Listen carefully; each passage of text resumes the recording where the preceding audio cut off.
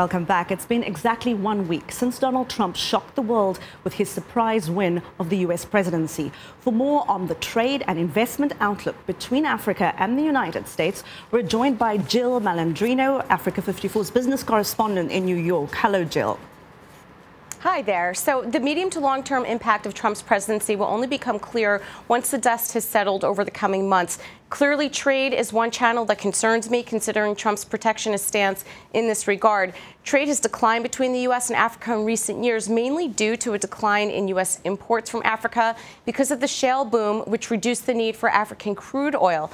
That said, a number of African countries benefit immensely from the African Growth and Opportunity Act, or the AGOA, perhaps one of President Obama's biggest legacies. And this inward-looking neo-nationalistic strategy Trump campaigned on holds direct implications for Africa, particularly as the U.S. held the second largest amount of foreign direct investment stock in Africa in 2014. That's according to the UN. Now, considering what we've heard on the campaign trail, Jill, I would imagine what happens with China has to be closely monitored. You're absolutely right. It's a tricky balance, as Trump has minced no words regarding his attitude towards China. And Africans, as we have discussed many times, they're skeptical of Chinese investment.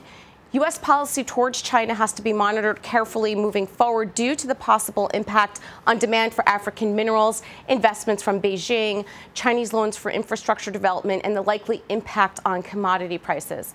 Is it time to ring alarm bells?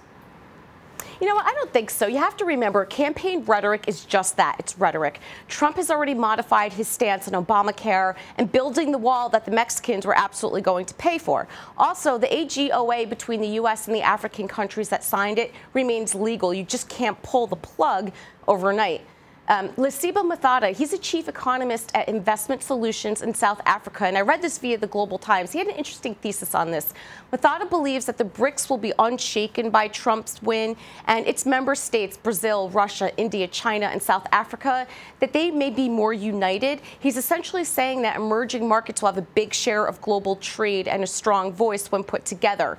Markets have the tendency to overreact on emotion, and then they consolidate as they digest the reality. We're starting to see that in trade today. So we just have to let this transition play out as Trump tries to find his footing. A lot of people digesting what has been going on the past week. Jill Malandrino, thank you very much for talking to us.